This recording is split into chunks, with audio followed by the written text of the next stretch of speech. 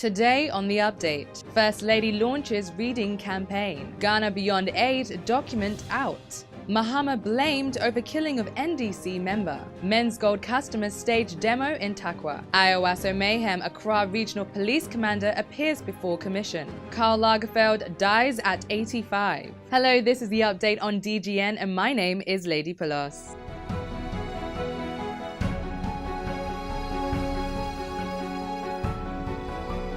The First Lady of Ghana, Rebecca Akufo-Addo, has launched a reading campaign dubbed Ghana Year of Reading. The campaign is an initiative of the Ghana Library Authority, which is in partnership with other stakeholders, aimed at promoting and reuniting Ghana's passion for reading.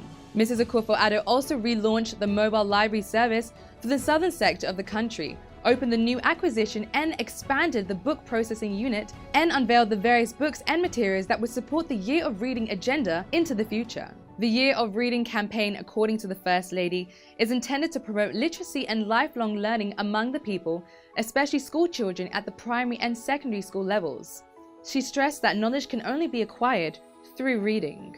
She also indicated that, in a growing competitive world, lifelong learning which can be acquired through the habit of reading has become the only way to grow intellectually and build wealth of knowledge. Last year, the foundation launched the Read to Learn, Learn to Read project, with two prone approaches of building libraries and undertaking reading sessions with children for television transmission. The first library under the project is expected to be ready and handed over to the Ghana Library Authority to be part of its network of libraries around the country to enable children of the community of Bia in Western Region benefit from the enormous resources that will be available.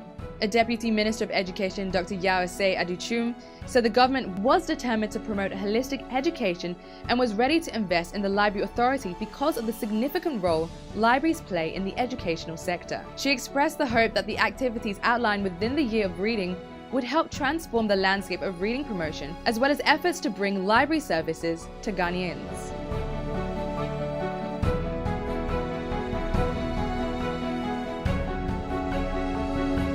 The one policy proposed by government which sparked a lot of controversies, that is the Ghana Beyond Aid policy, appears to be in the pipeline of being implemented.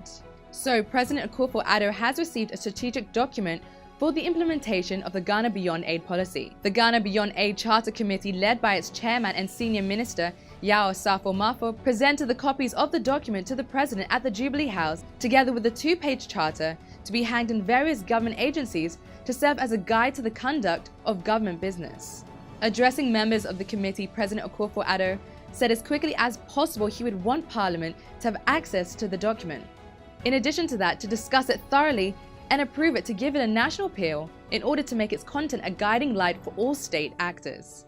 Reports indicate that the President was excited about the fact that various stakeholders, such as the trades unions, business groups, academia, young people, among others, contributed to the birthing of the document, as well as appreciation Ghanaians' interest in self-belief and self-reliance. The senior minister Yao Safo-Mafo indicated that a great deal of thinking and time was invested in producing the document together with the charter. Other members of the committee are Finance Minister Ken Ofori-Atta, Employment and Labour Minister Ignatius Bafo-Ewa, Minister for Planning Professor Jan Bafo, and Minister for Local Government and Rural Development Hajia Alima Mahama.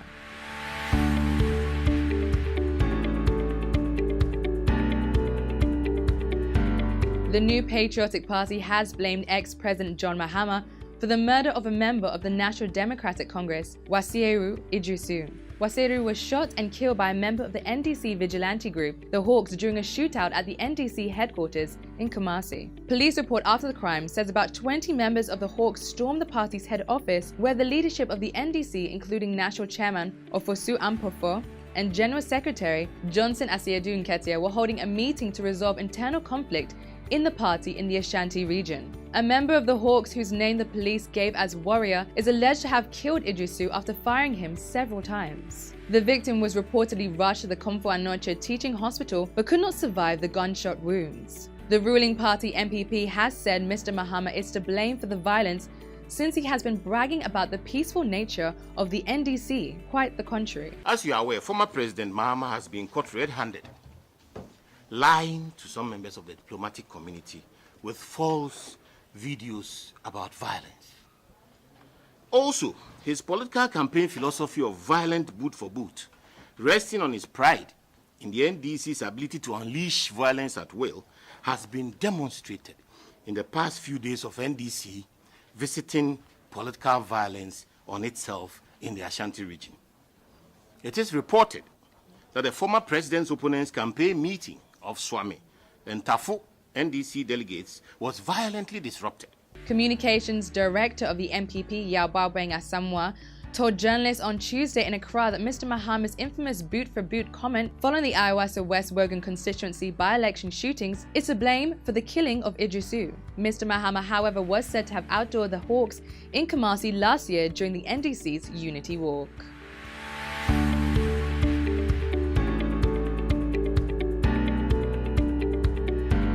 Some aggrieved customers of the embattled gold dealership company Mensgold in the Takuinsue municipality of the Western region yesterday staged a street protest invoking curses on the chief executive officer of the company, Nana Appiah Mensah, popularly known as Nam1. Holding placards with various inscriptions, the angry customers, mostly clad in red, poured libation with schnapps and broken eggs while raining curses on Nam1.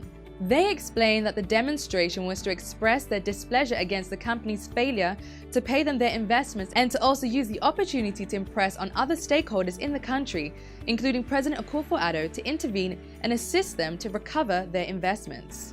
According to them, the demonstration followed the government's failure to meet a 3-day ultimatum for releasing details on the retrieval of customers' locked-up investments. One of the leaders of the demonstrators, Amadou Osman, told DGN that the company has over 9,000 customers in the area.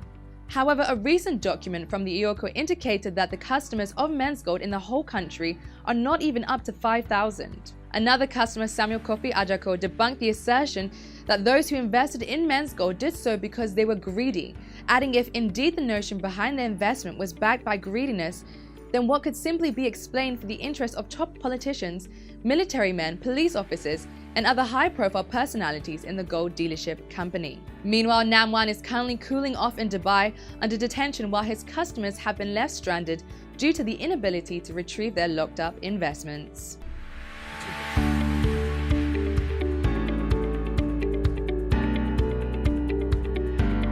Accra Regional Police Commander Deputy Commissioner of Police Patrick Eduse Sarpong yesterday appeared before the commission investigating the shooting incident during the January 31st Iwasa West Wogan by-election, denying claims that some officers were sidelined. He told the commission that messages were sent through WhatsApp to the commanders on the eve of the election, ordering them to join the patrol team. His testimony contradicts the earlier testimony of the East Legon District Commander, Deputy Superintendent of Police George Asare, that he was ordered by his superiors to step aside and to surrender his command vehicle. He presented to the commission evidence of the WhatsApp message he sent to the DSP Asare, and it read, "Good evening, report at RHQ at 5 a.m. to join other officers and lead the patrol team." It was sent at 9:57 p.m. on January 30th, but he received no response. However, the same message went to the Accra District Commander, and he acknowledged to have received it.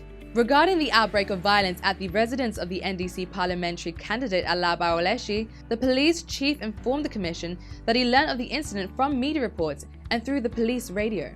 His immediate reaction was to rush straight to the East Legon police station, where he was led by the station officer to the scene of the incident. There, he met some members of the Criminal Investigation Department (CID) gathering evidence. But according to him, the shooting incident did not occur at the polling center, but rather occurred at the residence of the NDC candidate, which is a few meters away from the polling center. Thus, it basically had nothing to do with the polling processes.